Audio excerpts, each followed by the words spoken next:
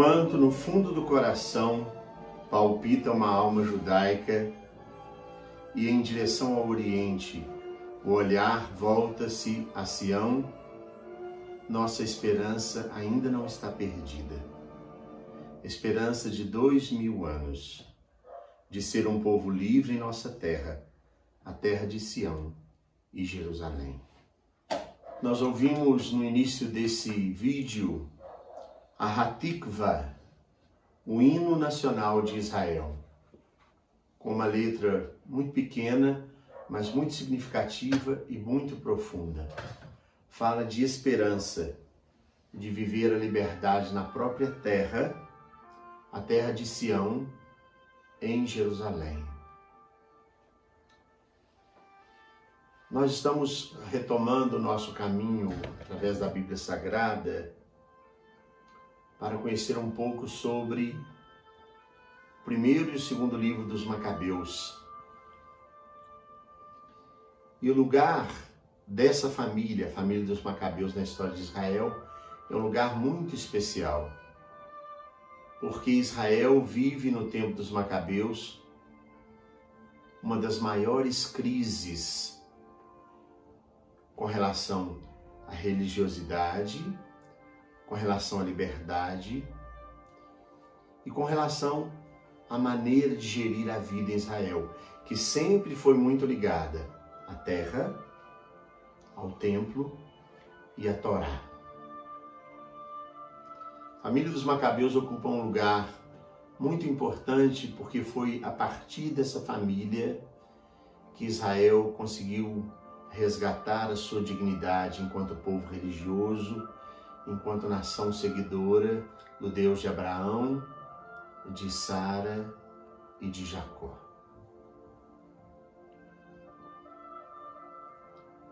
Os dois livros dos Macabeus são uma produção literária independente um do outro. Eles estão escritos em grego.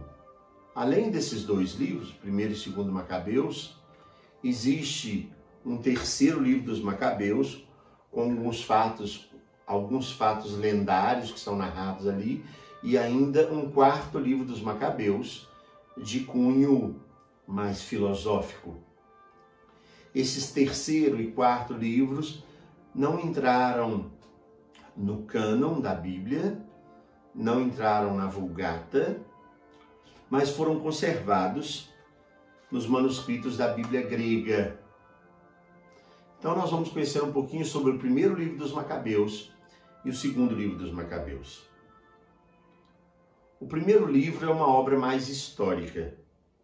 Narra como Antíoco IV, e nós já conhecemos um pouco sobre o reinado de Antíoco IV, também chamado de Epífanes ou Epifânio, e aí nós fazemos alusão à palavra Epifania, que quer dizer Deus manifesto.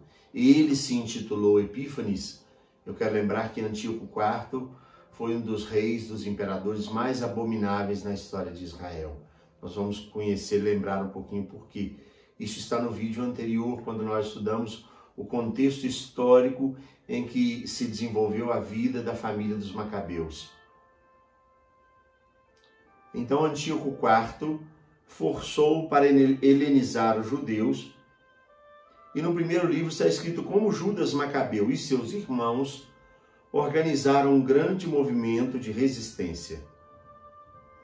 Narra então a conquista da soberania política e religiosa até a morte de Simão Macabeu em 134 a.C.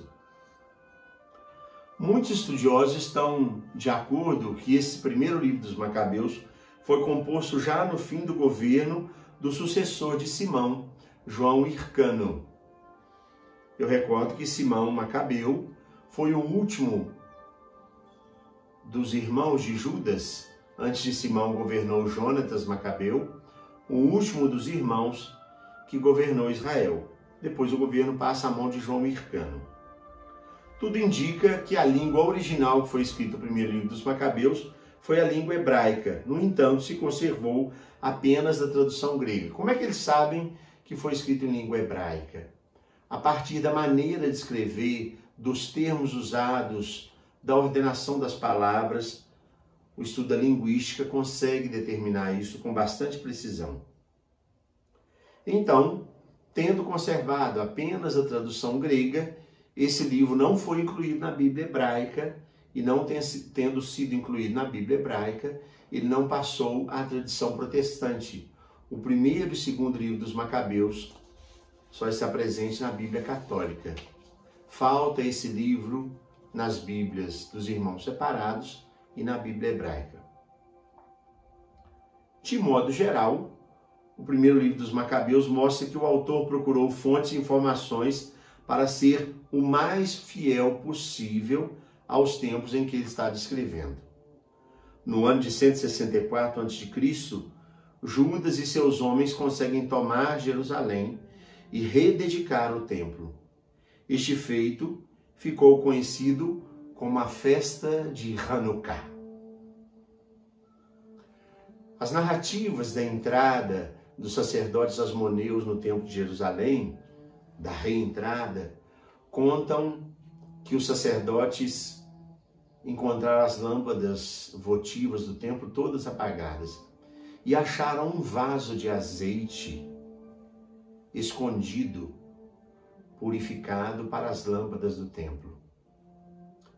E acenderam a primeira lâmpada, mas eles perceberam que o óleo não era suficiente para manter acesa por muito tempo e precisavam de mais óleo para acender a lâmpada votiva do templo, as lâmpadas votivas.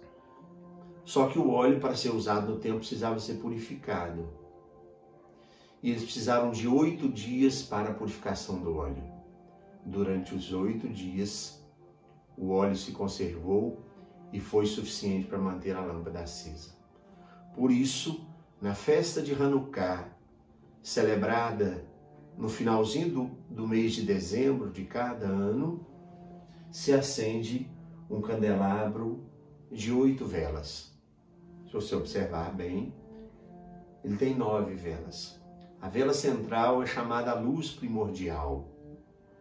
As outras 8 são em lembrança aos 8 dias em que o azeite durou, até que fosse purificado um novo azeite para ser suficiente para manter a lâmpada votiva do templo. A Hanukkah é o candelabro de 8 velas e mais a vela central, ou de 8 luzes, 8 lamparinas. O ideal seriam lamparinas de azeite. A Hanukkah lembra a festa da rededicação do templo, da retomada do templo. Por isso eu disse que o papel dos Macabeus na história de Israel, diante daquele imperador que foi abominável, que foi ofensivo, agressivo na história de Israel, o papel dos Macabeus foi muito importante porque eles retomam a dignidade da nação a partir da retomada do templo. E a festa de Hanukkah lembra isso, e nós tínhamos a intenção de acender esse candelabro. Não sei se você percebeu, as luzes são acesas sempre da direita para a esquerda, de quem está acendendo, para lembrar que a luz vem do Oriente para o Ocidente. O sol nasce no leste, no Oriente, e vem para o Ocidente. A festividade de Hanukkah é mencionada no Evangelho de São João, no capítulo 10, versículo 22. Vale a pena você conferir lá depois.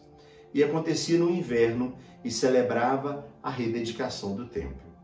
O primeiro livro dos Macabeus pode ser dividido em 3 partes, relativas às atividades dos 3 filhos de Matatias, que se sucedem na liderança da resistência contra a dominação grega.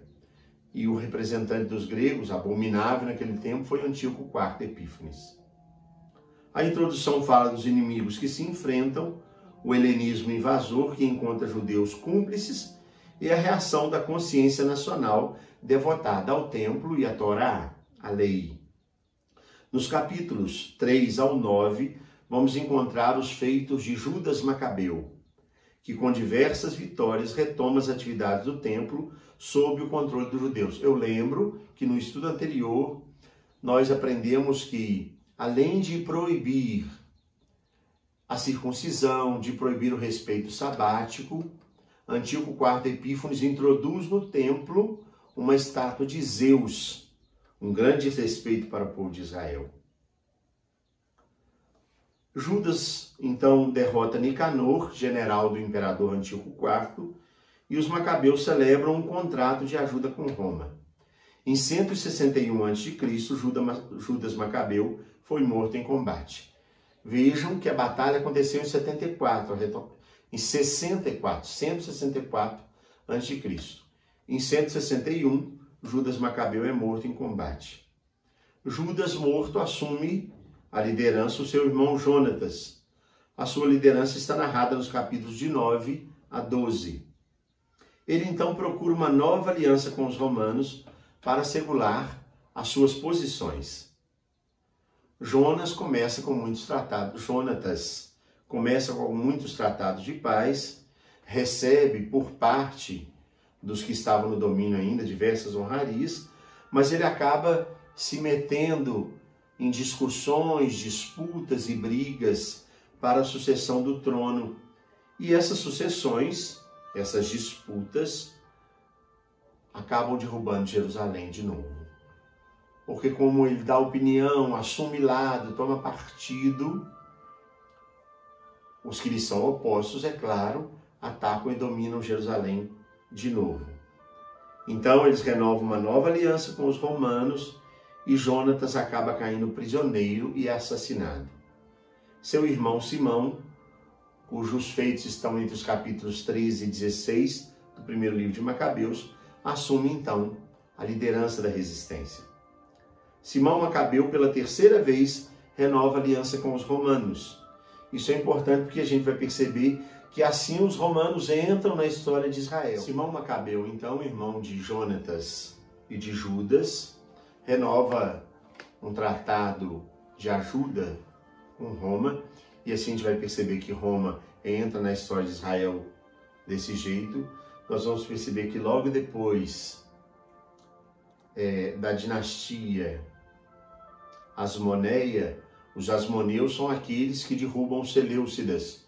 Os Seleucidas são os descendentes de Seleuco, que era um general de Alexandre o Grande.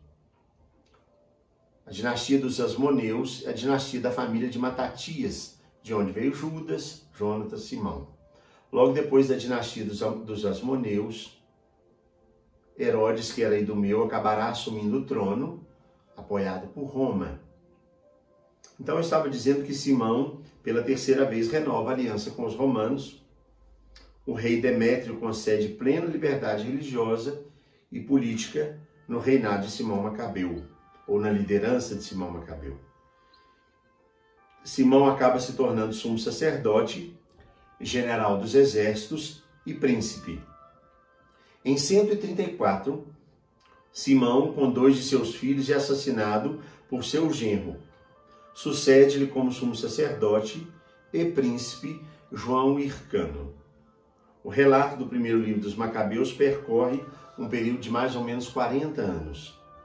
O autor considera as desgraças que o povo sofre e padece como punição pelos pecados e atribui à assistência de Deus as vitórias e os heróis que aparecem para salvar o povo. Este autor é o cronista de uma história de lutas em que foi salvo o judaísmo, portador da revelação divina. O grande feito lembrado nesse primeiro livro dos Macabeus é a retomada do templo e a criação da festa de Hanukkah. O segundo livro dos Macabeus. Esse segundo livro não é uma continuação do primeiro. A narração começa no reinado de Seleuco IV, que reina imediatamente antes a Antíoco IV Epífanes. Mas essa narrativa segue até a morte de Nicanor, que é o general de Antíoco, que foi derrotado por Judas Macabeu. A narrativa termina, então, antes da morte de Judas Macabeu. Corresponde ao conteúdo dos capítulos 1 ao 7 do primeiro livro dos Macabeus, em torno de 15 anos de reinado. Não sei se deu para entender. Então, no segundo livro dos Macabeus, o que está narrado em acordo com o primeiro livro dos Macabeus é o que no primeiro está entre os capítulos 1 e 7, que faz alusão ao reinado de Seleuco IV, passando por Antíoco até Nicanor, que é o general de Antíoco, derrotado por Judas. E aí termina a narrativa nesse segundo livro dos Macabeus, antes da morte de Judas Macabeu. O gênero literário é muito diferente do primeiro. No segundo livro dos Macabeus, no segundo capítulo, de 19 a 32, vale a pena você ler e conferir, encontramos um relato do autor desse segundo livro, que explica como ele constituiu a obra a partir do resumo de pelo menos 5 livros escritos por um certo Jasão de Cirene. Cirene é uma cidade que será lembrada depois do Novo Testamento, se lembram? Simão de Cirene, ou chamado também Cirineu. Se inicia esse segundo livro dos Macabeus com 2 cartas da comunidade judaica de Jerusalém. Isso está no segundo livro de Macabeus, do capítulo 1 ao capítulo 2 até o versículo 18 desse segundo capítulo. Essas cartas são endereçadas aos judeus que estão na diáspora no Egito, convidando-os à celebração da dedicação do templo, a celebração através da festa de Hanukkah. Em 2:25 e 15:39, capítulo 2, versículo 25, capítulo 15, no versículo 39, o autor diz do seu cuidado e da preocupação em agradar o leitor, que vai conhecer a sua obra. No capítulo 2, a partir do versículo 19, o autor então vai narrando como a intervenção divina ajuda a vencer a guerra e ajuda a encaminhar o povo de Israel na direção da libertação. Escreve para judeus de Alexandria para fazer com que se interessem pelos irmãos que são judeus da Palestina. Exalta então a santidade e a grandiosidade do templo. Isso vai ficar mais evidente no episódio de Heliodoro, está no capítulo 3 do versículo 1 ao 40, em que sublinha a sacralidade inviolável do santuário. A primeira parte, do capítulo 4 ao 10, vai terminar com a morte do perseguidor Antíoco Epífanes, que manchou o templo e a instituição da festa da dedicação, a festa de Hanukkah. Essa é a primeira parte, do capítulo 4 ao 10º.